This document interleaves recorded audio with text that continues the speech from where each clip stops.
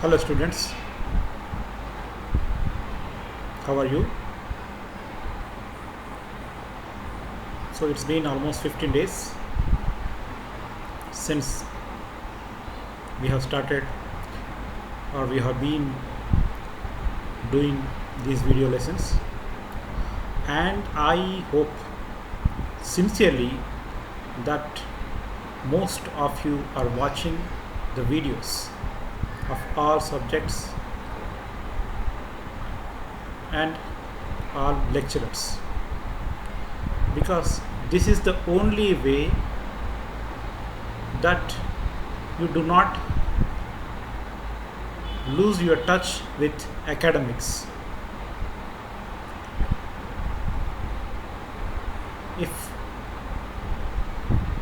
long gaps between academic sessions or academic years may lead to stray of your attention in academics. So please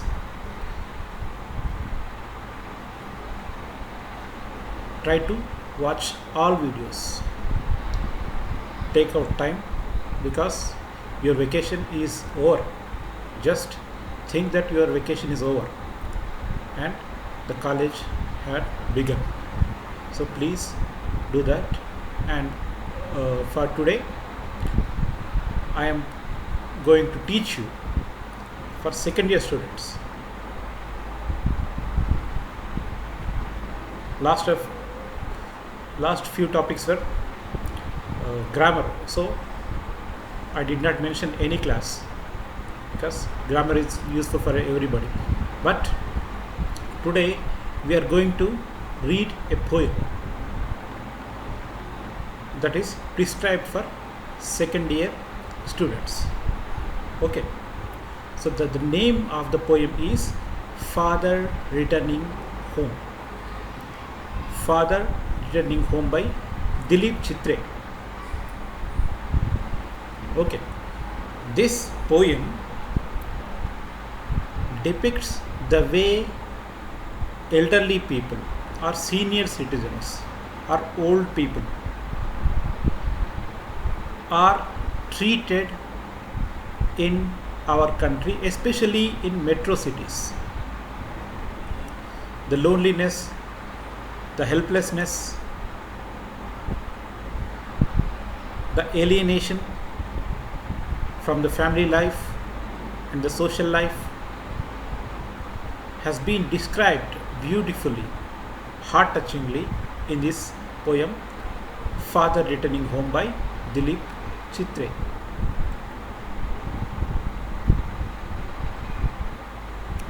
Okay, let's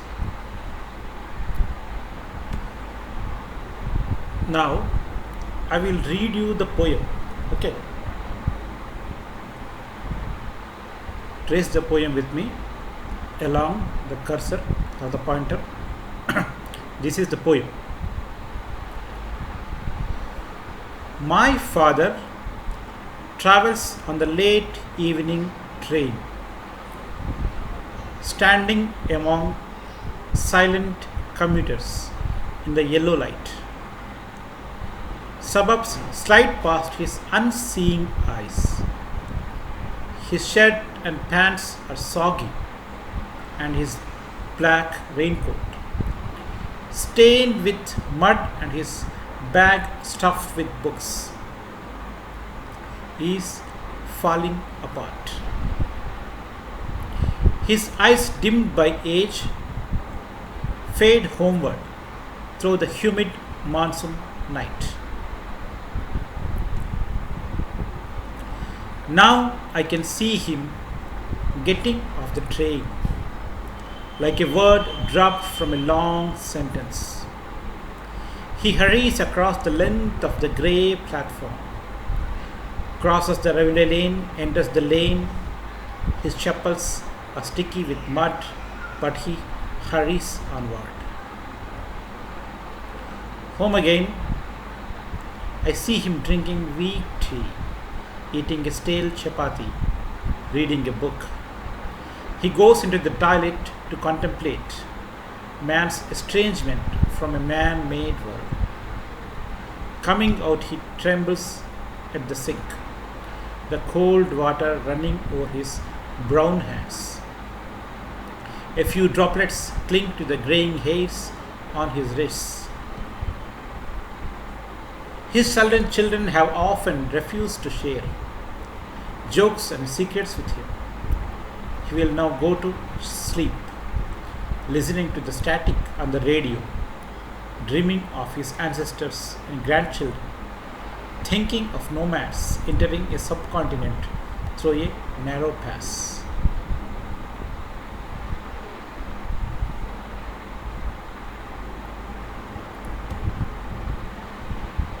So, what did you understand after reading the poem? The poem is actually describing about a daily routine of an old man. Actually, not entire day, not even entire day, only the evening part of his routine. How he comes home, how he returns home. There is nothing written much, only description of what he does when in train and when at home after returning. But the poem creates powerful mental images. Okay, the poem creates powerful mental we could say haunting images of an old man, of his desolation, isolation, alienation. We can follow him on train, getting off the train, walking through the narrow lanes, narrow dark lanes, coming home to a small apartment, alone, all alone, eating without interest and sleeping. We can follow him. We can follow an old man and his daily routine, and we feel sad for it. The images created in our mind make us pity the old man, that imaginary old man, some old man. So that powerful is this poem, Father Returning Home. Okay, let us go into the deep discussion of the poem.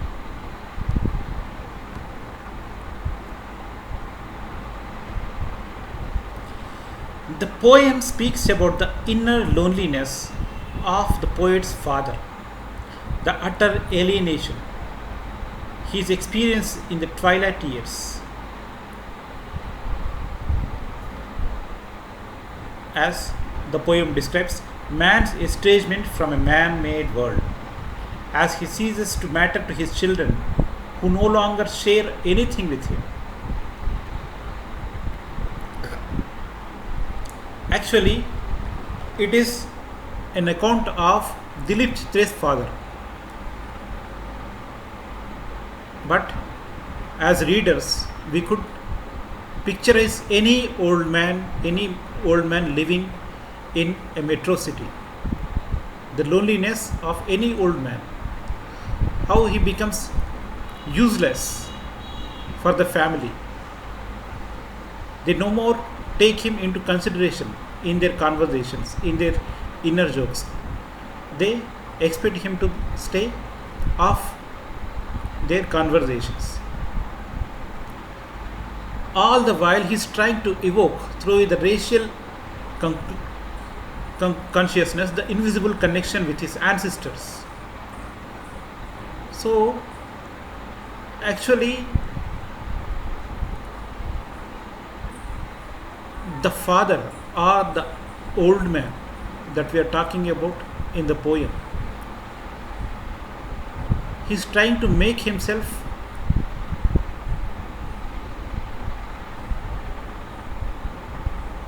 adjustable to the surroundings, the ever-changing surroundings of the city. He tries to make himself convenient, but without any use. Okay.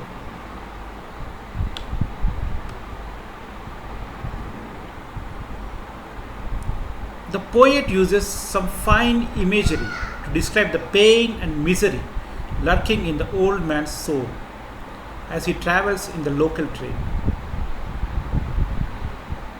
His stuff with books is falling apart. This was the state of the old man's mind, which is turned senile after all the knowledge it has acquired through years of dedicated study.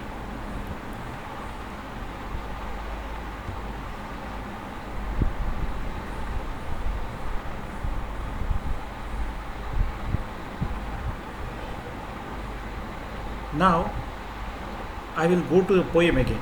Okay, I will explain to you line by line, not like this but like this. Let me read. Okay. My father travels on the late evening train, standing among silent commuters in the yellow light. Okay, every word is important in the poem. Every word, each and every word is important in the poem. So pay attention to every detail and every word of every sentence. My father travels on the late evening train. So his father returns home after work. All day he toils in some office, or maybe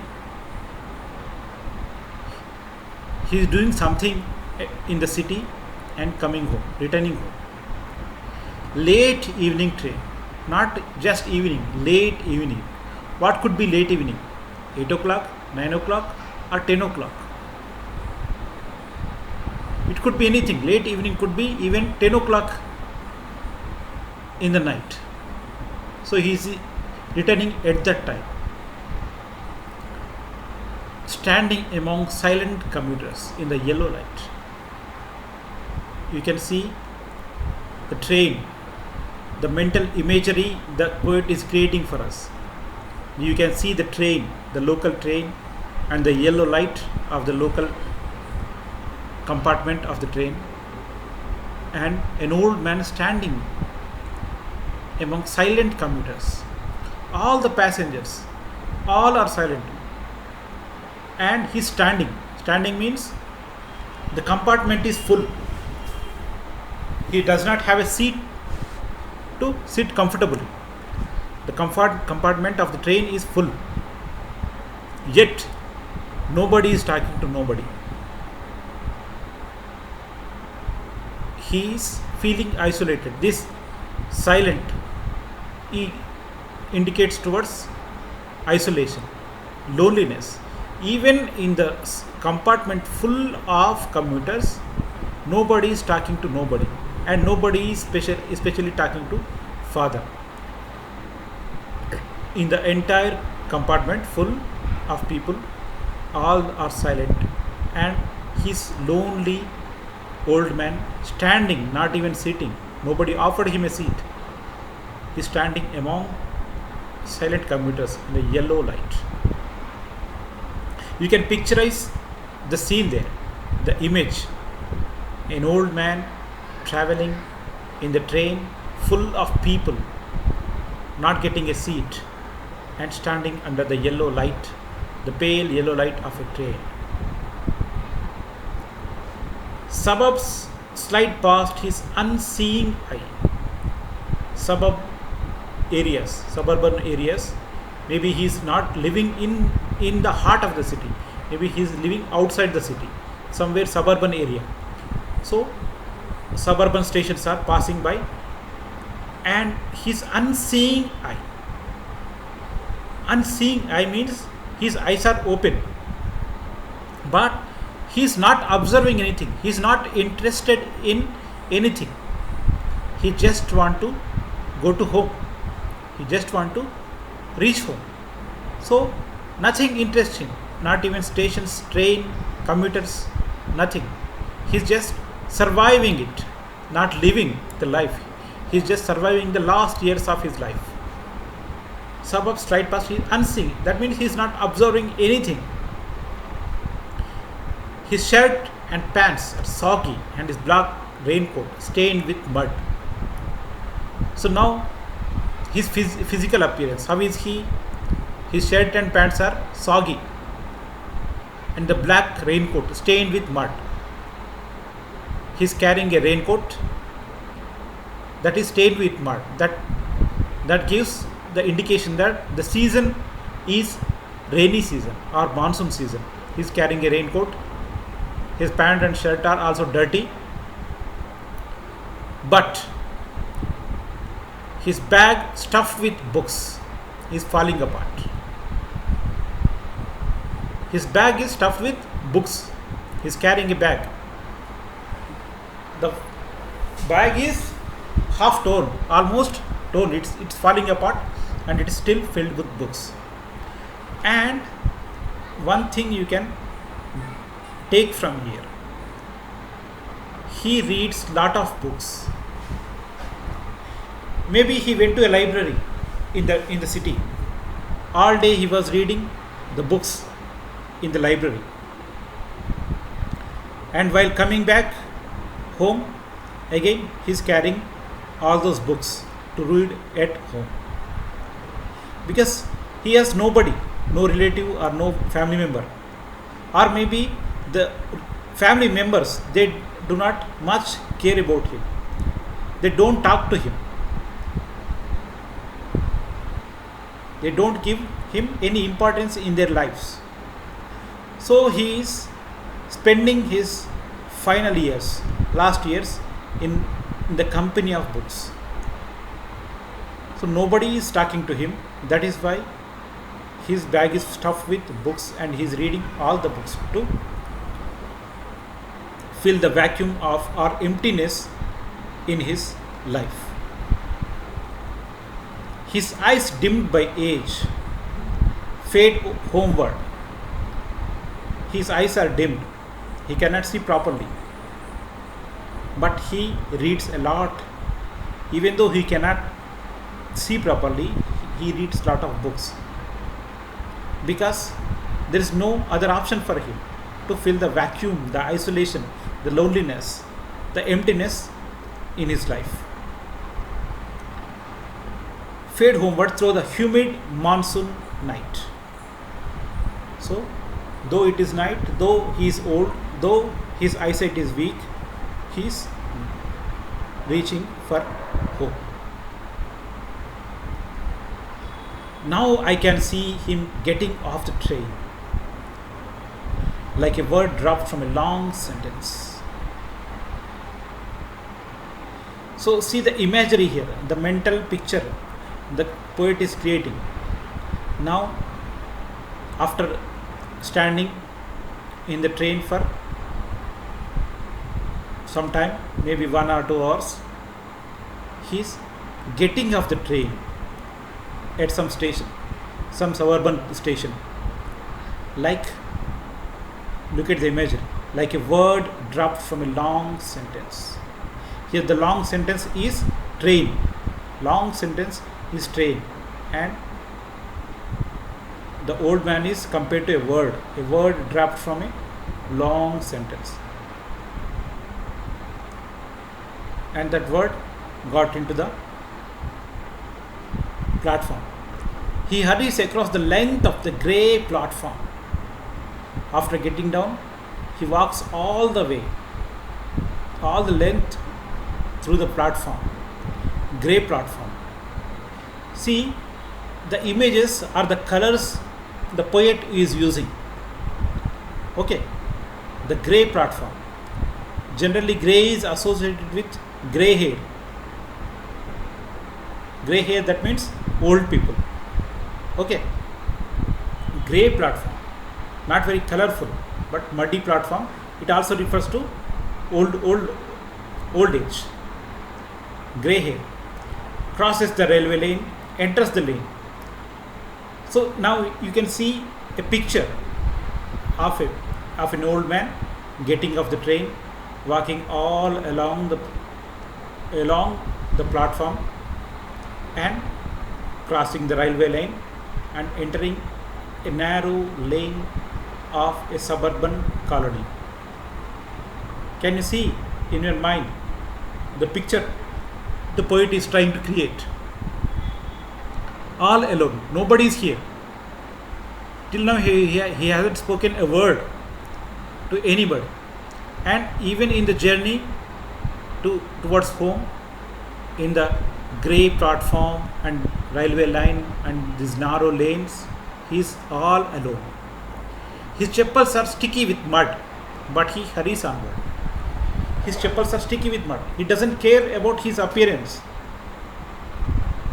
His pant, his shirt, everything is soggy. His raincoat, it's stained with mud. His chappals are sticky with mud. His bag is almost torn, falling apart. He doesn't care about these physical things anytime, because he is not at all interested in life. Maybe he is waiting for something to happen. He finds no taste or no interest in living. He is just surviving or waiting for the death. And coming home again. See, the word home again, it says the uninterestedness of the old man. Home again. I see him drinking weak tea. So after coming home, you see no family member wishing him, no family member coming home, no grandchildren hugging him, no wife, no children. Maybe he is alone, maybe his wife is dead, or maybe his children are living in some area, some other town. He is living all alone in this city. Or maybe there are all people in the house, but they don't want to talk to him. They don't want to serve him even food. He himself is making tea. I see him drinking weak tea, not very strong tea, weak tea. You see, every word, each and every word adds to the dissolution, isolation, the weakness, the loneliness of the poem. Every word is placed there carefully. Drinking weak tea, not very strong tea. Strong tea may uplift his spirits, but weak tea, not without any interest. And eating a stale chapati, eating one single chapati, that too very stale and cold, not very fresh. And again reading a book. What is he doing after coming home? Again he is reading a book, because as we have seen, there is nobody in the home, in his home, or even if they are present, they are not talking to him, they are not taking care of him. He is doing all work himself, making tea, eating chapati, reading book. Okay. He goes into the toilet to contemplate. So after, again he goes to toilet to contemplate. Contemplate means thinking.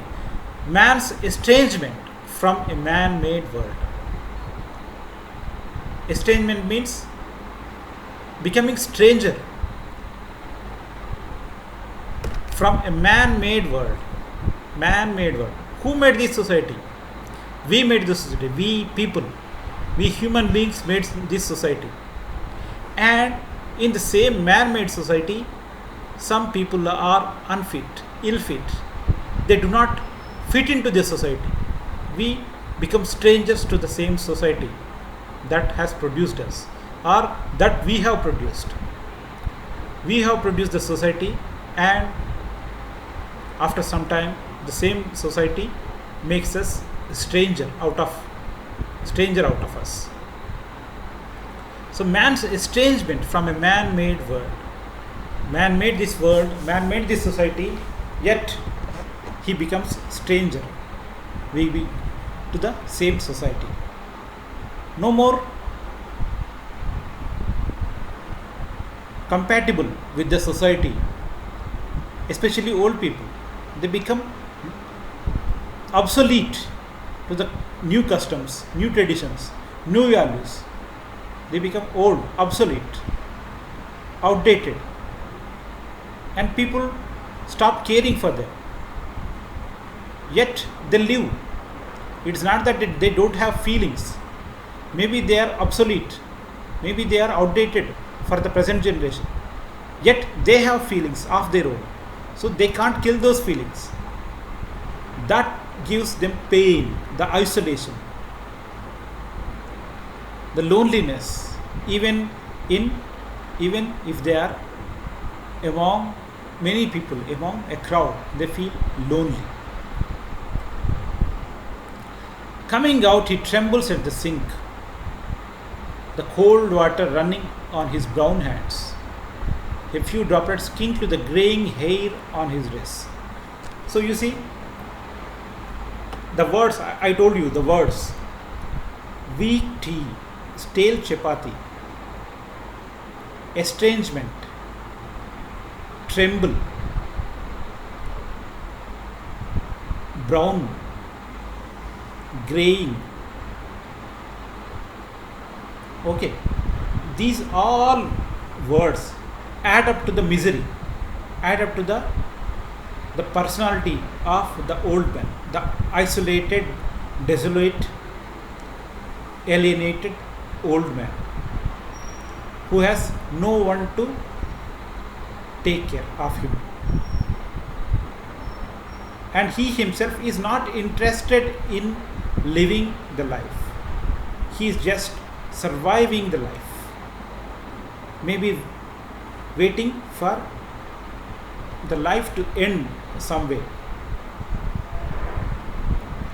His sullen children have often refused to share jokes and secrets with him. As I told you, if there are children, they are not talking to him. They keep secret for themselves. He is an outsider for them. He doesn't belong to their group. He will now go to sleep. So after eating without any interest, without any taste, he will now go to sleep, listening to the static on the radio. On the radio, there are no songs. This is also adding to the misery, the state of mind of the readers and the poet and the protagonist of the poem equally. Static on the radio. So the radio is not playing anything. The radio is not playing news or any music. They're only static. And he is listening to the static. Okay. He doesn't care if it is news or music or static. He just opened the radio, switched on the radio. There was static on the radio and he is listening to it. That means he is not interested in the worldly affairs. He doesn't care if it is music or news or static. And dreaming of his ancestors and grandchildren. So there is nothing in his reality. Okay, there is nothing grand in his reality. The reality of the old man is very cruel. Okay, the reality of the old man is very cruel towards him. He is all alone in the big metro city. Among the crores and crores of people, he is all alone. Even his family members, if they are present, that is not mentioned, but even if they are present, they are not taking care. If they are not there, he is all alone. He is yet isolated, desolate. So to fulfill that loneliness, the isolated feeling in his mind, he's dreaming. He wants someone to connect to. He wants some connection. He wants someone to look up to as his own. So he's dreaming about his ancestors. So what is he dreaming? He's dreaming about his ancestors. Maybe they were great people. His father, forefathers, his ancestors. He's making a connection, imaginary connection with them in his dreams. He's trying to make relationship with them. And grandchildren. His grandchildren, maybe they are living somewhere in some part of the city. Maybe they are living in some other city. He's trying to make, in his dream, he's trying to comfort himself. Okay, in his dream, as there is no comfort in reality, in his dream, he's trying to comfort by making good relationships or making good bonding with his ancestors and his grandchildren. Thinking of the nomads entering subcontinent through a narrow pass. So going back to the history, he's thinking about the human beings, the people who came into India for the first time.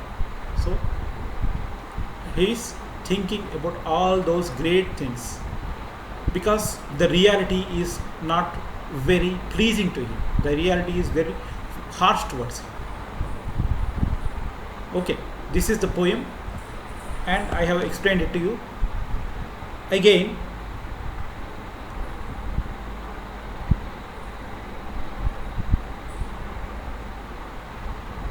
I will go to this place, this slide. Again, I will explain it to you. Okay, if you have not understood by reading, looking at the poem, now you can see these points. I will read them for you. Okay.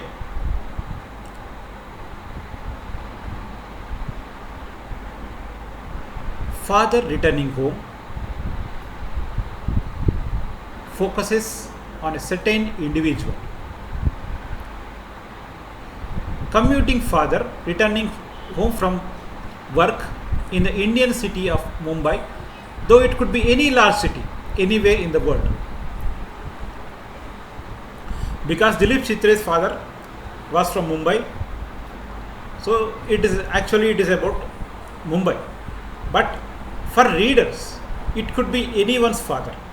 For readers, it is not just Dilip Chitre's father. It could be your father, my father. Or the city could be any big city, Mumbai, Delhi, Calcutta, or any big city of India.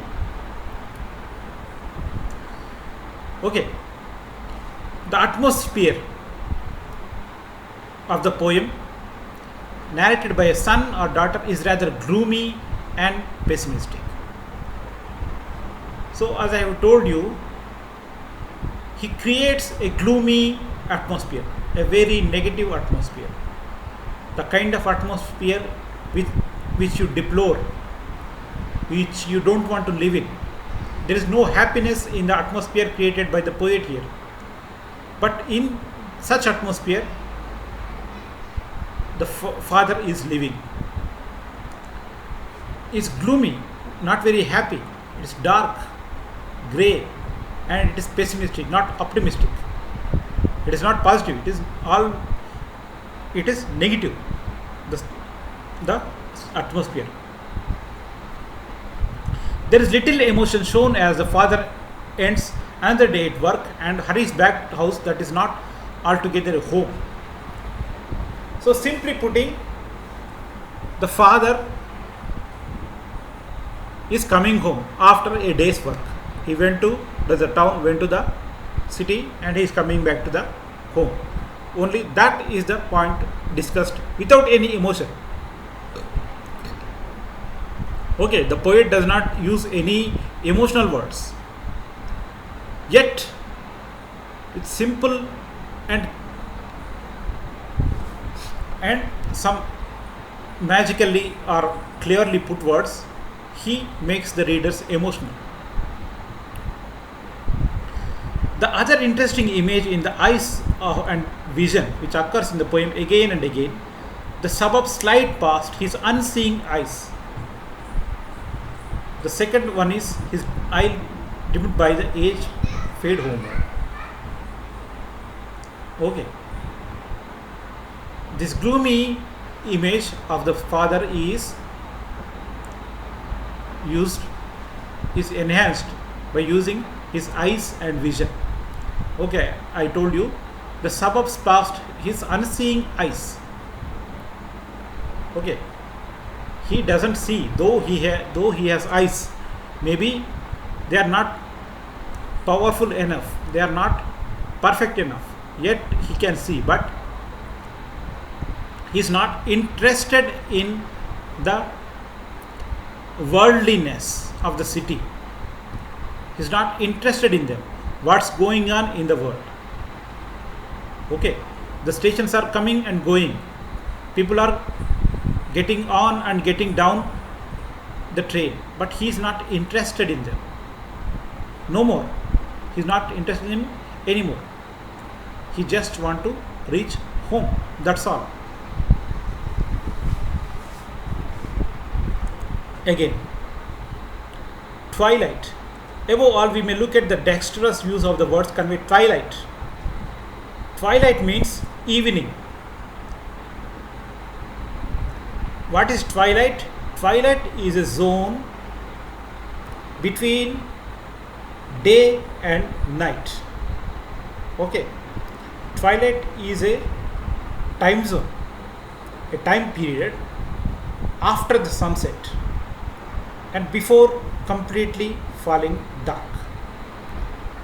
Okay. Twilight is, what is twilight? Actually, twilight is the time after sunset and before complete darkness. So our protagonist, our father in the poem, is also in his twilight years, his evening years. He is about to go dark very soon. Okay, that is why in the imagery also it is evening. It is evening of his life. Evening train, yellow light, unseeing eye, eyes dimmed, grey platform. All these are perfectly timed, well timed words are used.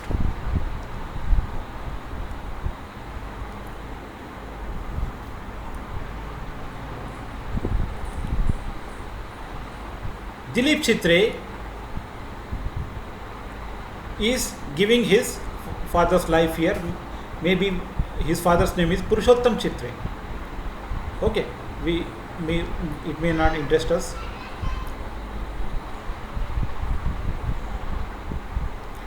So the major themes of this include, these are alienation,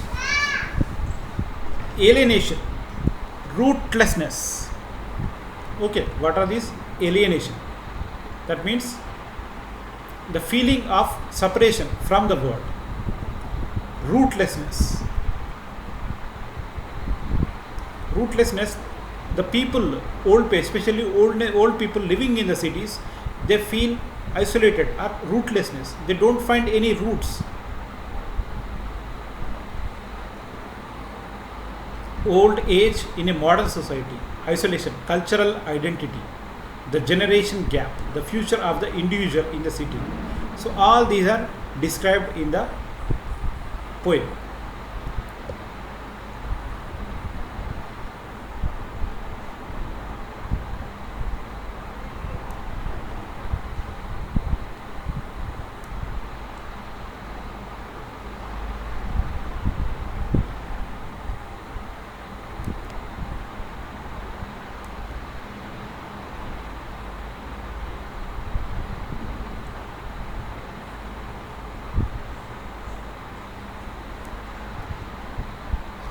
Okay, you can read these, as these slides also explain the same same thing again and again.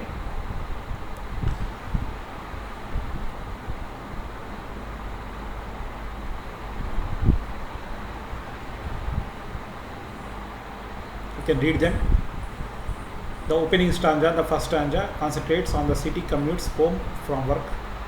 The inherent loneliness of a man who is disillusioned with his life. This word is important. Disillusioned. He has no illusions about his life. Inherent loneliness. Loneliness of a person, that is inherent. Within the person there is loneliness. It is not just physical.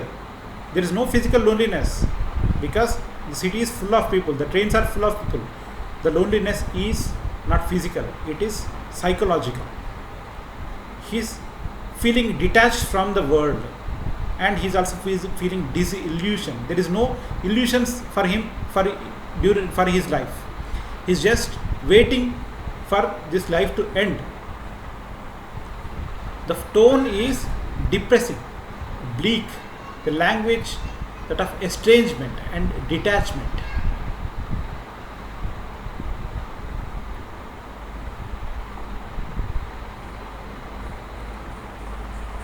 So the sadness, the misery, it is raining. You see, generally the rainy season is associated with sadness. Even in films, whenever there is sad situation, they put a rain scene there. The picture is to enhance the sadness, the gloominess. They create a raining scene, rainy scene. In the same way, here also, it's an evening and it is raining. It is rainy season. So it enhances the gloominess of the atmosphere.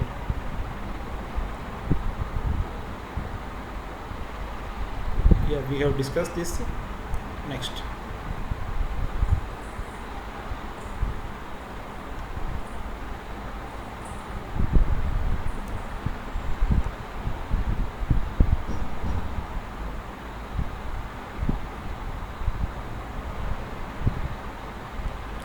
Again, I told you the weak tea and stale chapati add to the sense of hopelessness.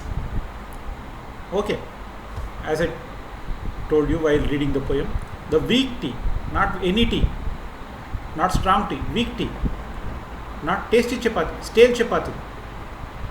The hopelessness or helplessness. He doesn't have hope for his life. He's just not living a life. He's just surviving. And he's asking, is there no wife or partner to greet him? No children to run up and hug him? Maybe he's all alone.